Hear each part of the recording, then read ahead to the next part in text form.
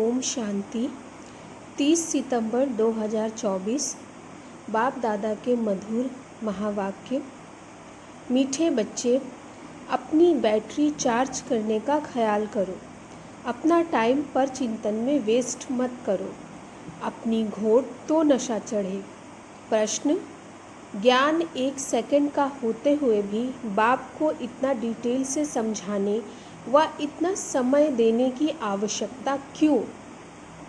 उत्तर: क्योंकि ज्ञान देने के बाद बच्चों में सुधार हुआ है या नहीं, यह भी बाप देखते हैं और फिर सुधारने के लिए ज्ञान देते ही रहते हैं। सारे बीज और झाड़ का ज्ञान देते हैं, जिस कारण उन्हें ज्ञान सागर कहा जाता। अगर 1 सेकंड का मंत्र देकर चले जाएं तो ज्ञान सागर का टाइटल भी ना मिले। ओम शांति। रूहानी बाप बैठ रूहानी बच्चों को समझाते हैं। भक्ति मार्ग में परमपिता परमात्मा शिव को यहाँ ही पूजते हैं। भल बुद्धि में है कि यह होकर गए हैं। जहाँ पर लिंग देखते हैं तो उनकी पूजा करते हैं। यह तो समझते हैं शिव परम धाम में रहने वाले हैं, होकर गए हैं, इसीलिए उनका यादगार बनाकर पूछते हैं। जिस समय याद किया जाता है तो बुद्धि में ज़रूर आता है कि निराकार है, जो परम धाम में रहने वाला है, उसको शिव कह पूछते हैं। मंदिर में जाकर माथा टेकते हैं, उन पर दूध, फल, जल आदि चढ़ाते हैं, परंतु वह तो जड़ है, जड़ की भक्ति ही करते हैं। अभी तुम जानते हो वह है चैतन्य, उनका निवास स्थान परम धाम है। वह लोग जब पूजा करते हैं तो बुद्धि में रहता है कि परम धाम निवासी हैं, होकर गए हैं, तब यह चित्र बनाए गए हैं जिसकी पूजा की जाती है। वह चित्र कोई शिव नहीं है, उनकी प्रतिमा है। वैसे ही देवताओं को भी पूजते हैं, जड़ चित्र है, चैतन्य नहीं है। परंतु वह चैतन्य जो थे वह कहाँ गए, यह नहीं समझते। ज़रूर पुनर्जन्म ले नीचे आए होंगे। अभी तुम बच्चों को ज्ञान मिल रहा है। समझते हो जो भी पूज्य देवता थे वह पुनर्जन्म लेते आए हैं। आत्मा वही है, आत्मा का नाम नहीं बदलता, बाकी शरीर का नाम बदलता है। वह आत्मा कोई न कोई शरीर में है, पुनर्जन्म तो लेना ही है। तुम पूजते हो उनको जो पहले पहले शरीर वाले थे, अर्थात सतयुगी लक्ष्मी नारायण को पूजते हो। इस समय तुम्हारा ख्याल चलता है जो नॉलेज बाप देते हैं। तुम समझते हो जिस चित्र की पूजा करते हैं वह पहले नंबर वाला है। यह लक्ष्मी नारायण चैतन्य थे, यहाँ ही भारत में थे, अभी नहीं है। मनुष्य यह नहीं समझते कि वह पुनर्जन्म लेते लेते भिन्न नाम रूप लेते 84 जन्मों का पाठ बजाते रहते हैं। यह किसके ख्याल में भी नहीं आता। सतयुग में थे तो ज़रूर, परंतु अब नहीं है, यह भी किसको समझ नहीं आती। अभी तुम जानते हो ड्रामा के प्लान अनुसार फिर चैतन्य में आएंगे ज़रूर। मनुष्यों की बुद्धि में यह ख्याल ही नहीं आता, बाकी इतना ज़रूर समझते हैं कि यह थे, अब इनके जड़ चित्र हैं, परंतु वह चैतन्य कहाँ चले गए यह किसकी बुद्धि में भी नहीं आता। मनुष्य तो 84 लाख पुनर्जन्म कह देते हैं। यह भी तुम बच्चों को मालूम पड़ा है कि 84 जन्म ही लेते हैं, ना कि 84 लाख। अब रामचंद्र की पूजा करते हैं, उनको यह भी नहीं पता है कि राम कहाँ गया। तुम जानते हो कि श्री राम की आत्मा तो ज़रूर पुनर्जन्म लेती रहती होगी। यहाँ इम्तिहान में ना पास होती है, परंतु कोई न कोई रूप में होगी तो ज़रूर ना। यहाँ ही पुरुषार्थ करते रहते हैं। इतना नाम वाला है राम का तो ज़रूर आएंगे, उनको नॉलेज लेनी पड़ेगी। अभी कुछ मालूम नहीं पड़ता है तो उस बात को छोड़ देना पड़ता है। इन बातों में जाने से भी टाइम वेस्ट होता है। इससे तो क्यों ना अपना टाइम सफल करें, अपनी उन्नति के लिए बैटरी चार्ज करें। दूसरी बातों का चिंतन तो परचिंतन हो गया, अभी तो अपना चिंतन करना है। हम बाप को याद करें वह भी ज़रूर पढ़ते होंगे, अपनी बैटरी चार्ज करते होंगे, परंतु तुमको अपनी करनी है। कहा जाता अपनी घोट तो नशा चढ़े। बाप ने कहा है, जब तुम सतोप्रधान थे तो तुम्हारा बहुत ऊंच पद था। अब फिर पुरुषार्थ करो, मुझे याद करो, तो विक्रम विनाश हो। मंजिल है ना, यह चिंतन करते करते सतोप्रधान बनेंगे। नारायण का ही सिमरन करने से हम नारायण बनेंगे। अंत काल में जो नारायण सिमरे, तुमको बाप को याद करना है जिससे पाप कटें, फिर नारायण बने। यह नर से नारायण बनने की हाईएस्ट युक्ति है। एक नारायण तो नहीं बनेंगे ना, यह तो सारी डिनाइस्टी बननी है। बाप हाईएस्ट पुरुषार्थ कराएंगे। यह है ही राजयोग की नॉलेज। सो भी पूरे विश्व का मालिक बनना है। जितना पुरुषार्थ करेंगे उतना ज़रूर फ़ायदा है। एक तो अपने को आत्मा ज़रूर निश्चय करो। कोई लिखते भी ऐसे हैं, फलानी आत्मा आपको याद करती है। आत्मा शरीर के द्वारा लिखती है। आत्मा का कनेक्शन है शिव बाबा के साथ। मैं आत्मा फलाने शरीर के नाम रूप वाली हूँ, यह तो ज़रूर बताना पड़े ना, क्योंकि आत्मा के शरीर पर ही भिन्न भिन्न नाम पड़ते हैं। मैं आत्मा आपका बच्चा हूँ। मुझ आत्मा के शरीर का नाम फलाना है। आत्मा का नाम तो कभी बदलता नहीं। मैं आत्मा फलाने शरीर वाली हूँ। शरीर का नाम तो ज़रूर चाहिए, नहीं तो कारोबार चल न सके। यहाँ बाप कहते हैं, मैं भी इस ब्रह्मा के तन में आता हूँ, टेम्पररी। इनकी आत्मा को भी समझाते हैं, मैं इस शरीर से तुमको पढ़ाने आया हूँ। यह मेरा शरीर नहीं, मैंने इसमें प्रवेश किया है, फिर चले जाएंगे अपने धाम। मैं आया ही हूँ तुम बच्चों को यह मंत्र देने। ऐसे नहीं कि मंत्र देकर चला जाता हूँ, नहीं, बच्चों को देखना भी पड़ता है कि कहाँ तक सुधार हुआ है, फिर सुधारने की शिक्षा देते रहते हैं। सेकंड का ज्ञान देकर चले जाएं तो फिर ज्ञान का सागर भी ना कहा जाए। कितना समय हुआ है, तुमको समझाते ही रहते हैं। झाड़ की, भक्ति मार्ग की सब बातें समझने की डिटेल है। डिटेल में समझाते हैं। होल सेल माना मन मना भव। परंतु ऐसा कहकर चले तो नहीं जाएंगे। पालना अर्थात देख रेख भी करनी पड़े। कई बच्चे बाप को याद करते करते फिर गुम हो जाते हैं। फलानी आत्मा जिसका नाम फलाना था, बहुत अच्छा पढ़ता था, स्मृति तो आएगी ना। पुराने पुराने बच्चे कितने अच्छे थे, उनको माया ने हब कर लिया। शुरू में कितने आए, फट से आकर बाप की गोद ली, भट्टी बनी। इसमें सबने अपना लक अर्थात भाग्य आजमाया, फिर लक आजमाते आजमाते माया ने एकदम उड़ा दिया, ठहर ना सके। फिर 5000 वर्ष के बाद भी ऐसे ही होगा।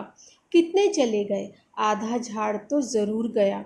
भल झाड़ वृद्धि को पाया है, परंतु पुराने चले गए। समझ सकते हैं, उनसे कुछ फिर आएंगे ज़रूर पढ़ने। स्मृति आएगी कि हम बाप से पढ़ते थे और अब सभी अभी तक पढ़ते रहते हैं। हमने हार खा ली, फिर मैदान में आएंगे। बाबा आने देंगे, फिर भी भल आकर पुरुषार्थ करें, कुछ न कुछ अच्छा पद मिल जाएगा। बाप स्मृति दिलाते हैं, मीठे मीठे बच्चे, माँ में कम याद करो तो पाप कट जाएंगी। अब कैसे याद करते हो, क्या यह समझते हो कि बाबा परम धाम में है? नहीं, बाबा तो यहाँ रथ में बैठे हैं। इस रथ का सबको मालूम पड़ता है। यह है भाग्यशाली रथ, इसमें आया हुआ है। भक्ति मार्ग में थे तो उसको परम धाम में याद करते थे, परंतु यह नहीं जानते थे कि याद से क्या होगा। अभी तुम बच्चों को बाप खुद इस रथ में बैठ श्रीमत देते हैं, इसलिए तुम बच्चे समझते हो बाबा यहाँ इस मृत्यु लोक में पुरुषोत्तम संगम युग पर है। तुम जानते हो हमको ब्रह्मा को याद नहीं करना है, बाप कहते हैं मामेकम याद करो। मैं इस रथ में रहकर तुमको यह नॉलेज दे रहा हूँ, अपनी भी पहचान देता हूँ। मैं यहाँ हूँ। आगे तो तुम समझते थे परम धाम में रहने वाला है, होकर गया है, परंतु कब यह पता नहीं था। होकर तो सब गए हैं ना। जिनके भी चित्र हैं अभी वह कहाँ हैं यह किसी को पता नहीं। जो जाते हैं वह फिर अपने समय पर आते हैं, भिन्न भिन्न पार्ट बजाते रहते हैं। स्वर्ग में तो कोई जाते नहीं। बाप ने समझाया है, स्वर्ग में जाने के लिए तो पुरुषार्थ करना होता है और पुरानी दुनिया का अंत, नई दुनिया की आदि चाहिए, जिनको पुरुषोत्तम संगम युग कहा जाता है। यह ज्ञान अभी तुमको है। मनुष्य कुछ नहीं जानते, समझते भी है शरीर जल जाता है, बाकी आत्मा चली जाती है। अब कलयुग है तो ज़रूर जन्म कलयुग में ही लेंगे। सतयुग में थे तो जन्म भी सतयुग में लेते थे। यह भी जानते हो आत्माओं का सारा स्टॉक निराकारी दुनिया में होता है। यह तो बुद्धि में बैठा है ना। फिर वहाँ से आते हैं, यहाँ शरीर धारण कर जीव आत्मा बन जाते हैं। सबको यहाँ आकर जीव आत्मा बनना है, फिर नंबरवार वापस जाना है। सबको तो नहीं ले जाएंगे, नहीं तो प्रलय हो जाए। दिखाते हैं कि प्रलय हो गई, रिजल्ट कुछ नहीं दिखाते। तुम तो जानते हो यह दुनिया कभी खाली नहीं हो सकती। गायन है, राम गयो रावण गयो।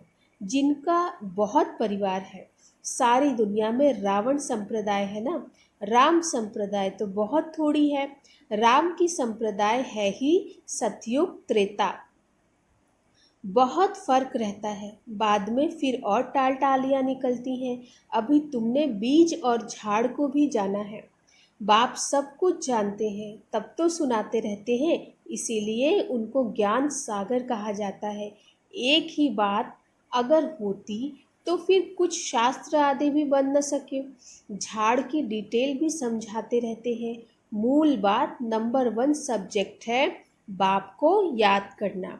इसमें ही मेहनत है, इस पर ही सारा मदार है। बाकी झाड़ को तो तुम जान गए हो। दुनिया में इन बातों को कोई भी नहीं जानते। तुम सब धर्म वालों की तिथि तारीख आदि सब बताते हो। आधा कल्प में यह सब आ जाते हैं। बाकी है सूर्यवंशी और चंद्रवंशी। इनके लिए बहुत युग तो नहीं होंगे ना। हैं ही 2 युग, वहाँ मनुष्य भी थोड़े हैं। 84 लाख जन्म तो हो भी न सके। मनुष्य समझ से बाहर हो जाते हैं। इसीलिए फिर बाप आकर समझ देते हैं। बाप जो रचयिता है वह रचता और रचना के आदि मध्य अंत की नॉलेज बैठ देते हैं। भारतवासी तो बिल्कुल कुछ नहीं जानते।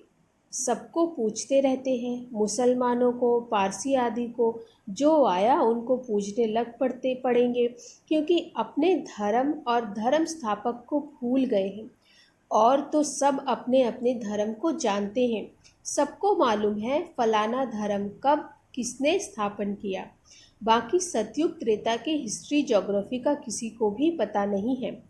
चित्र भी देखते हैं, शिव बाबा का यह स्वरूप है, वही ऊंच से ऊंच बाप है, तो याद भी उनको करना है। यहाँ फिर सबसे जास्ती पूजा करते हैं श्री कृष्ण की, क्योंकि नेक्स्ट में है ना।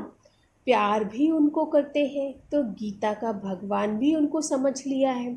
सुनाने वाला चाहिए तब तो उससे वर्षा मिले। बाप ही सुनाते हैं।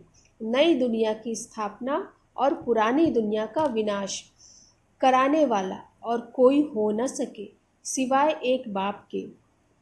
ब्रह्मा द्वारा स्थापना, शंकर द्वारा विनाश, विष्णु द्वारा पालना, यह भी लिखते हैं।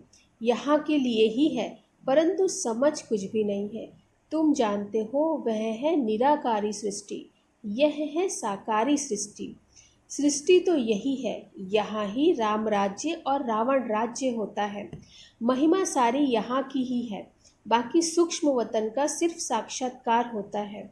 मूल वतन में तो आत्माएं रहती हैं, फिर यहाँ आकर पाठ बजाती हैं। बाकी सूक्ष्म वतन में क्या है यह चित्र बना दिया है, जिस पर बाप समझाते हैं। तुम बच्चों को ऐसा सूक्ष्म वतनवासी फरिश्ता बनना है। फरिश्ते हड्डी मांस बिगर होते हैं। कहते हैं ना, दधीची ऋषि ने हड्डियां भी दे दी। बाकी शंकर का गायन तो कहाँ है नहीं। ब्रह्मा विष्णु का मंदिर है, शंकर का कुछ है नहीं, तो उनको लगा दिया है विनाश के लिए। बाकी ऐसे कोई आँख खोलने से विनाश करता नहीं है। देवताएं फिर हिंसा का काम कैसे करेंगे? ना वह करते हैं, ना शिव बाबा ऐसा डायरेक्शन देते हैं। डायरेक्शन देने वाले पर भी आ जाता है ना, कहने वाला ही फंस जाता है। वह तो शिव शंकर को ही इकट्ठा कर देते हैं। अब बाप भी कहते हैं, मुझे याद करो, मामेकम याद करो। ऐसा तो नहीं कहेंगे शिव शंकर को याद करो। पतित पावन एक को ही कहते हैं। भगवान अर्थ सहित बैठ समझाते हैं। यह कोई जानते नहीं तो यह चित्र देख मूंझ पड़ते हैं। अर्थ तो ज़रूर बताना पड़े ना, समझने में टाइम लगता है। कोटों में कोई विरला निकलता है। मैं जो हूँ, जैसा हूँ, कोटों में कोई ही मुझे पहचान सकते हैं। अच्छा, मीठे मीठे सिकिलधे बच्चों प्रति माता पिता बाप दादा का याद प्यार और गुड मॉर्निंग। रूहानी बाप की रूहानी बच्चों को नमस्ते। हम रूहानी बच्चों की रूहानी माता पिता बाप दादा को नमस्ते नमस्ते नमस्ते। धारणा के लिए मुख्य सार। पहला, किसी भी बात के चिंतन में अपना समय नहीं गंवाना है, अपनी मस्ती में रहना है। स्वयं के प्रति चिंतन कर आत्मा को सतोप्रधान बनाना है। दूसरा, नर से नारायण बनने के लिए अंतकाल में एक बाप की ही याद रहे। इस हाईएस्ट युक्ति को सामने रखते हुए पुरुषार्थ करना है। मैं आत्मा हूँ। इस हाईएस्ट युक्ति को सामने रखते हुए पुरुषार्थ करना है। मैं आत्मा हूँ। इस शरीर को भूल जाना है। वरदान, दाता की देन को स्मृति में रख सर्व लगावों से मुक्त रहने वाले आकर्षण मूर्त भव। दाता की देन को स्मृति में रख सर्व लगावों से मुक्त रहने वाले आकर्षण मूर्त भव।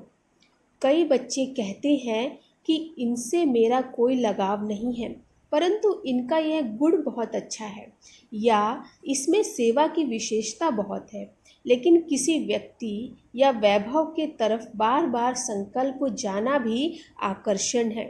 किसी की भी विशेषता को देखते, गुणों को व सेवा को देखते दाता को नहीं भूलो। यह दाता की देन है। यह स्मृति लगाव से मुक्त, आकर्षण मुक्त बना देगी। कौन सी स्मृति? यह दाता की देन है। यह स्मृति लगाव से मुक्त, आकर्षण मुक्त बना देगी।